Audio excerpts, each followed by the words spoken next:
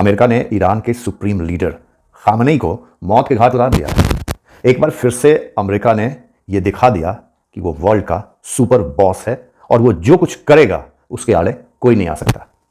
Iran के supreme leader Khamenei पूरे परिवार के साथ जहां छुपे थे, वहीं पे अमेरिकन फोर्सेज ने, अमेरिकन मिलिट्री ने लगातार 30 से 40 ऐसे ऐसे बॉम्ब गिराए कि उनका पूरा आशियाना तहस नहस हो गया, मिट्टी में मिल गया।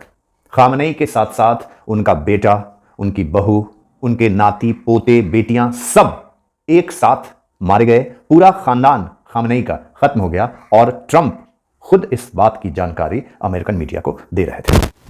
अमेरिका और ईरान के जो बीच के संबंध थे वो पिछले कई दिनों से काफी टेंस थे। अमेरिका इस बात पे आपत्ति कर रहा था कि ईरान परमाणु हथियार क्यों बना रहा है, उसे परमाणु हथियार नहीं बनाना चाहिए। वैसे ये वही अमेरिका है जिसने न सिर्फ खुद कई परमाणु हथियार बनाए हैं, बल्कि एक समय ऐसा था जब इसी अमेरिका ने जापान के 2 शहरों पे परमाणु बम गिरा दिया था। आप इमेजिन कीजिए कि अमेरिका और उसकी जो पॉलिसी है, वहां की जो गवर्नमेंट है, वो किस तरह से सोचती है। वो लोग अपनी सुरक्षा और आत्मरक्षा के नाम पे तमाम तरह के हथियार बनाते हैं, फाइटर जेट्स बनाते हैं, automatic pistol, guns, Sten gun, तमाम तरह की चीजें बनाते हैं। लेकिन वहीं अगर कोई दूसरा देश लाइक ईरान परमाणु बम या इस तरह का कोई हथियार बनाता है तो अमेरिका उस पर कड़ी आपत्ति करता है, उसे रोकता है और अगर उसने बात नहीं मानी तो उसे निपटा भी देता है। ताजा उदाहरण ईरान के राष्ट्रपति खामनेई का है। कुछ दिनों पहले अमेरिकन फोर्सेज ने वेनेजुएला के राष्ट्रपति को उनके घर से उठवा लिया था। पूरे परिवार के साथ वेनेजुएला के राष्ट्रपति को पत्नी सहित अमेरिकन मिलिट्री फोर्सेज ने राष्ट्रपति भवन में घुसकर उठा लिया। वेनेजुएला का राष्ट्रपति शुक्र मनाए कि उनका हालत ईरान के राष्ट्रपति की तरह नहीं हुआ और वो फिलहाल कम से कम जिंदा तो हैं। लेकिन ईरान के साथ जो अमेरिका की जो बगावत चल रही थी, इनकी अदावत कई सालों से लगातार जारी थी। जब से ईरान में खामनेई की सरकार आई, तब से ईरान जो है वो अमेरिका के साथ उसके रिश्ते खराब होते चले गए। और चूंकि कुछ महीने पहले भी ईरान और इजराइल के बीच में जो संघर्ष हो रहा था, ईरान ने कई मिसाइल इजराइल पे डाले, इजराइल ने कई बार बम्बार्डिंग ईरान पे किए और इजराइल जो भी हमले कर रहा था वो कहीं ना कहीं अमेरिका समर्थित, अमेरिका पोषित था। पिछली बार भी ईरान ने इजराइल पे ताबड़तोड़ बॉम्बार्डिंग की और इजराइल को भी भारी नुकसान पहुंचाया। उस समय कहा जा रहा था कि ईरान ने करारा जवाब दिया है, सरेंडर नहीं किया। ईरान के जो सुप्रीम लीडर हैं खामनेई, वो बड़ी शान से इस युद्ध के बाद अपने बंकर से बाहर निकले, लोगों को संबोधित भी किया और पूरे ईरान में और उनके साथ जो भी इस्लामिक कंट्रीज उनके दोस्त हैं या उनकी जो रजीम में जो लोग हैं, वो काफी इसको जश्न के रूप में मना रहे थे। लेकिन कुछ जानकार, कुछ एक्सपर्ट्स कह रहे थे कि ईरान ने ये जो हमला किया है, इसकी बहुत बड़ी कीमत उसे चुकानी पड़ेगी। पिछली बार भी इजराइल के जरिए अमेरिका ने ईरान को निपटाने की कोशिश की, लेकिन उस बार क्या हुआ कि इजराइल ईरान पे उस हद तक बॉम्बार्डिंग नहीं किया जिससे कि वो तहस नहस हो जाए और उससे परमाणु हथियार को जो बनाने वाले जो लोग थे, जो साइंटिस्ट हैं, जो उनके ऑफिशियल्स हैं, उनके जो अलग अलग यूनिट्स हैं, ऑफिसेज हैं, उसे टारगेट बनाया था कि ईरान परमाणु बम न बना सके। बावजूद इसके कहा जा रहा था कि ईरान ने परमाणु बम बनाने वाले सारे जो इक्विपमेंट्स हैं, डिवाइसेज हैं, लोग हैं, उन्हें बहुत पहले ही सुरक्षित बंकर में पहुंचा दिया था। बड़े बड़े पहाड़ों के बीच में बने बंकर हैं और वहां से ईरान अपने परमाणु बम बनाने वाले कार्य पे काम कर रहा था। बॉम्बार्डिंग की गई, लेकिन पहाड़ों के ऊपर कितनी भी बॉम्बार्डिंग की जाए, वो वहां तक पहुंच नहीं पा रहे थे कि ईरान के न्यूक्लियर प्रोग्राम को रोक सके। पिछले हमले के बाद ईरान ऐसा महसूस कर रहा था कि वो जीत गया है, लेकिन इस बार अमेरिका खुद खुले तौर पे इस युद्ध में शामिल होने की तैयारी करी। ईरान को चारों तरफ से घेरा। ईरान के आसपास जितने भी मुस्लिम इस्लामिक कंट्री हैं, जॉर्डन है, इराक है, लीबिया है, तमाम जो मुस्लिम कंट्रीज उसके आसपास है, सबकी घेराबंदी की। कम से कम 8 से 10 मुस्लिम कंट्री में यूनाइटेड अरब एमिरेट्स हैं, सऊदी अरबिया, ये सभी लोगों के पास जो है वो अमेरिका अपना जो सैनिक अड्डा और जो आर्मी का बेस है वो बना कर रखा है। और सबसे पहले अमेरिका ने अपने युद्धपोत, ऐसे ऐसे युद्धपोत भेजे समुद्र में, खाड़ी में, कि वहां से ईरान पे हमला करना आसान हो सके। और जितने इसके सैन्य अड्डे थे मुस्लिम कंट्रीज में जहां से ईरान पे अटैक किया जा सकता था, वहां से सबसे पहले अमेरिका ने बॉम्बार्डिंग की। लेकिन पलटवार में ईरान ने भी अमेरिका के 8 कंट्री के जो आर्मी बेसिस थे उसे डिस्ट्रॉय कर दिया। स्थिति यहां तक आ गई कि ईरान ने अमेरिकन सारे बेसेस जो उसके दूसरी कंट्रीज में थे उसे डिस्ट्रॉय कर दिया। अमेरिका सिर्फ अपने बेस से या फिर इजराइल से ईरान पे हमला कर सकता था। जब ईरान ने अमेरिका के ऊपर ऐसा पलटवार किया तो कहा जा रहा है कि ट्रंप काफी गुस्से में आए और उन्होंने नेतन्याहू के साथ मिलकर सीधा खामनेई को मौत के घाट उतारने का प्लान बनाया। यह भी कहा जा रहा है कि उनके इस प्लान में सऊदी अरब के क्राउन प्रिंस भी शामिल हुए और उन्होंने हर पल की जानकारी ईरान के, खामनेई के, उनके नेताओं के एक्टिविटीज के। और यह बताया जा रहा है कि इजराइल, अमेरिका और सऊदी अरब, जो कि खुद एक मुस्लिम कंट्री है, और कहा जाता है कि अगर असल में कोई मुस्लिम कंट्री है, कोई इस्लाम को मानने वाले लोग हैं, तो वो सऊदी अरब है, जहां से ओरिजिन होता है, मक्का मदीना सब वहां है। तो उसने भी ईरान के सुप्रीम लीडर को निपटाने में अमेरिका का सहयोग किया। इवन जब ईरान अमेरिकन बेसिस पे सऊदी अरब में, इराक में, कतर में, लीबिया में, अलग अलग जगहों पे जब अटैक कर रहा था, तो ये तमाम देश ईरान के खिलाफ स्टेटमेंट दे रहे थे और ये कह रहे थे कि वो ईरान नहीं बल्कि अमेरिका के साथ है। तो जब ईरान ने तमाम जो इसके बेसिस हैं अमेरिका के वो नष्ट कर दिए, तो अमेरिका ये बात हजम नहीं कर पाया, उसे इसने प्रेस्टीज इश्यू बना लिया और उसके बाद आधी रात के बाद प्लान हुआ और उसके बाद अचानक से चौतरफा हमला खामनेई के आवास के आसपास किया गया और कहा जा रहा है कि ऐसी बॉम्बार्डिंग की गई कि सब कुछ धुआं धुआं हो गया।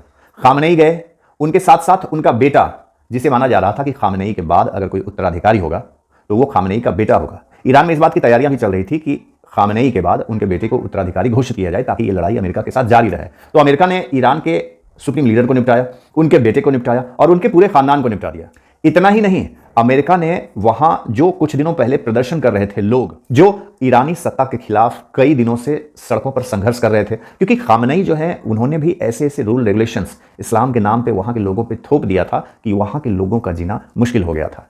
ईरान जो कभी पर्सिया के नाम से जाना जाता था, वहां पर्सियंस रहते थे, न कि इस्लामिक लोग रहते थे।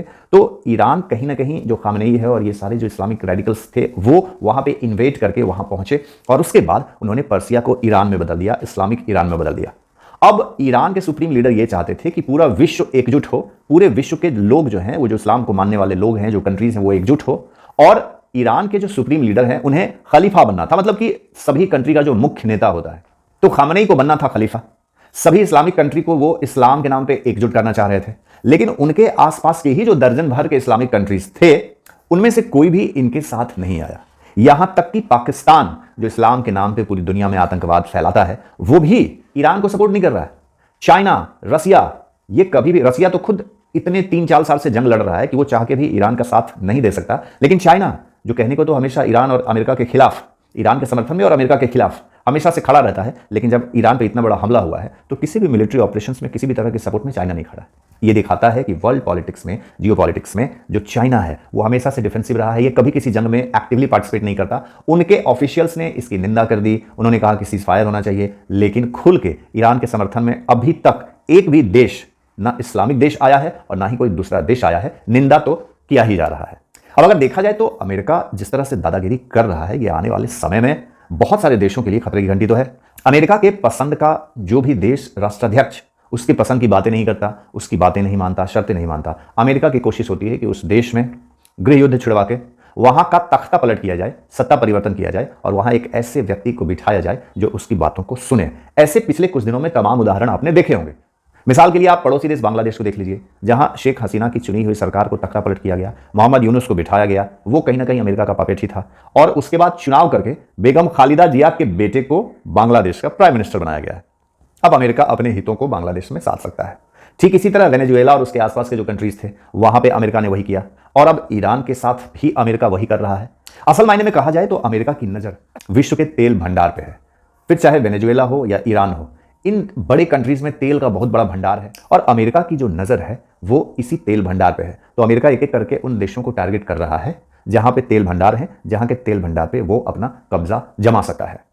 ईरान की स्थापना जो है, ईरान का जो उद्भव हुआ वो इस्लाम के नाम पे हुआ, लेकिन अगर आप देखें तो धर्म के नाम पे स्थापित किए गए इस देश में भी आधा देश अलग सोच रखता है और आधी आबादी अलग सोच रखती है। तो पिछले कई दिनों से ईरान में भी गृह युद्ध छिड़ा हुआ था, लोग सड़कों पे थे, कई मासूम लोगों को मौत के घाट उतारा जा रहा था और कहीं ना कहीं खामेनेई भी इतना ज्यादा अतिवाद कर रहे थे कि शायद उन्हें इसकी कीमत चुकानी पड़ गई। अब इस्लाम के नाम पे जो लोगों से एकजुट करने की बात कर रहे थे, तो यहां तो एक कंट्री भी उनके साथ खड़ा नहीं दिख रहा है, नहीं मिल रहा है। युद्ध अगर लड़ रहा है तो अकेले ईरान। खामेनेई के मारे जाने के बावजूद ईरानी राष्ट्रपति के दफ्तर से यह संदेश जारी किया गया है कि ईरान जो है वो अमेरिका के सामने सरेंडर नहीं करेगा, लड़ाई जारी रखेगा और पलटवार में एक ऐसा युद्ध होगा जो इतिहास में कभी नहीं हुआ। ईरान केमिकल हथियार, केमिकल वेपन्स चलाने की भी धमकी दे रहा है। वैसे मुझे लगता है कि जिस देश के सुप्रीम लीडर्स को मार दिया गया हो उसे अब धमकी नहीं देना चाहिए, जो कर सकता है करना चाहिए आत्मरक्षा के लिए। लेकिन ईरान में असल में बात यह है कि ईरान के न सिर्फ सुप्रीम लीडर को मारा गया बल्कि उसकी पूरी लीडरशिप खत्म की गई। सुप्रीम लीडर को मारा गया, रक्षा मंत्री को मारा गया और उसके नीचे जितने भी IRGF के कमांडर्स थे, जो सेना के प्रमुख थे, सबों को मार के खत्म कर दिया गया। और अब ईरान में विपक्षी जो विरोधी लोग थे उनके जो लीडरशिप है उनको आगे लाया जा रहा है ताकि ईरान में एक ऐसी सत्ता का गठन कर सके अमेरिका, जो अमेरिका के फेवर में बात करता हो, सोच रहा हो। ईरान के कई ऐसे लोग भी हैं जो खामनेई से खुश नहीं थे, उनकी सत्ता से बहुत ही प्रताड़ित थे, परेशान थे। ईरान जो पहले पर्सिया था वो एक बिल्कुल खुले विचारों वाला देश था, उनका रहन सहन पहनावा सब कुछ काफी मॉडर्न था। लेकिन खामनेई के आने के बाद कहा जाता है कि महिलाओं को बिल्कुल बुर्के में कैद करके रख दिया गया, उन्हें आजादी नहीं दी गई, फ्रीडम नहीं था काम करने के लिए, और उसके साथ साथ ऐसे ऐसे कानून लाए जा रहे थे कि वहां के लोग काफी सफोकेटेड महसूस कर रहे थे। तो कहीं ना कहीं अगर ओवरऑल आप देखेंगे तो खामनेई ने जो अति वहां के लोगों के साथ किया, कहीं ना कहीं इसी की वजह से वो इसके शिकार हुए, अमेरिका के टारगेट पे आए। और इजराइल तो पहले से ही ईरान को टारगेट में लिए हुए था, क्योंकि इजराइल को इस बात का संदेह था कि जिस दिन ईरान परमाणु बम बनाएगा, हालांकि ईरान ने ऐसा स्टेटमेंट भी दिया था कि वो जिस दिन परमाणु बम बना लिया वो पहला हमला इजराइल पे करेगा और परमाणु बम के जरिए इजराइल का नामो निशान मिटा देगा। अब इजराइल एक सुपर पावर देश है, छोटा होने के बावजूद पूरे अपने आसपास बसे तमाम मुस्लिम कंट्रीज जो है इजराइल के आसपास बसे हुए हैं, वो एक साथ दर्जनों मुस्लिम कंट्रीज से हमेशा से लड़ता रहा है और उन्हें पानी पिलाता रहा है। किसी मुस्लिम कंट्री की हिम्मत नहीं है कि इजराइल से टकराए। ईरान ने थोड़ी हिम्मत की तो उसका हश्र जो हुआ वो आप सब देख रहे हैं। अब वर्ल्ड पॉलिटिक्स में ये जो युद्ध, महायुद्ध चल रहा है, जिसमें 8-10 देश शामिल हैं, कहा जा रहा है कि आप इसे ही वर्ल्ड वॉर 3 का रूप मान लीजिए और धीरे धीरे ये युद्ध बड़ा होता चला जाएगा। हमला ईरान पे हुआ है, मारे गए हैं खामनेई, लेकिन सबसे बड़ा विरोध प्रदर्शन ईरान में नहीं हिंदुस्तान में हो रहा है। बड़े मजे की बात है कि हिंदुस्तान में कई लोग ईरानी सुप्रीम लीडर के समर्थन में सड़कों पे आ गए हैं। कश्मीर में लाल चौक पे हजारों की संख्या में मुस्लिम्स जो हैं वो लाल चौक पे इकट्ठा हुए हैं, खामनेई के समर्थन में नारे लगा रहे हैं, अमेरिका का विरोध कर रहे हैं। और पूरे हिंदुस्तान में अलग अलग जगहों पर धर्म के नाम पे लोग सड़कों पर आ रहे हैं, ईरान के जो सुप्रीम लीडर हैं उनका समर्थन कर रहे हैं। ईरान में खुद लोग सड़क पे आने की हिम्मत नहीं कर रहे। पाकिस्तान खुल के ईरान के साथ खड़ा नहीं है, जो अपने आप को इस्लामिक कंट्री का मसीहा बताता है। बांग्लादेश कुछ बोल नहीं पा रहा है। अफगानिस्तान हो या फिर इराक हो या सऊदी अरब हो, कोई कुछ नहीं बोल रहा, कहीं के मुसलमान कुछ नहीं बोल रहे। लेकिन हिंदुस्तान में कुछ लोग जो है वो सड़कों पे आ रहे हैं ईरान और उनके सुप्रीम लीडर के समर्थन में। अब ये रिश्ता किस तरह का है, किस जरिए ये अपने आप को ईरानी राष्ट्रपति से कनेक्ट करते हैं, ये तो वही जानेंगे। लेकिन अमेरिका ने जो किया है, अगर आप डिप्लोमेटिक तरीके से देखें तो ये कहीं से भी सही नहीं है। लेकिन अगर कोई देश, किसी भी देश का शासक वहां की जनता के साथ क्रूरता से पेश आए तो शायद उसका अंजाम यही होगा। फिलहाल वर्ल्ड पावर में अनडाउटेबली अमेरिका सुपर पावर है, सुपर बॉस है। अमेरिका ने न सिर्फ कई आतंकवादियों को, टॉप आतंकवादियों लाइक ओसामा बिन लादेन और सद्दाम हुसैन, लीबिया का गद्दाफी, ऐसे कई कंट्रीज हैं जिसके तानाशाह शासकों को मार गिराया। और उसी कड़ी में एक और नाम जुड़ चुका है, ईरान के लीडर, सुप्रीम लीडर खामनेई का। अमेरिका और उसकी नीतियों के बारे में आपकी क्या राय है? डोनाल्ड ट्रंप को लेकर आप क्या सोचते हैं? और क्या अमेरिका ने जो यह हमला किया वो सही था या फिर ईरान के साथ गलत हो रहा है? कमेंट करके जरूर बताइएगा। मेरे चैनल पर नए हैं तो इसे सब्सक्राइब करना मत भूलिएगा।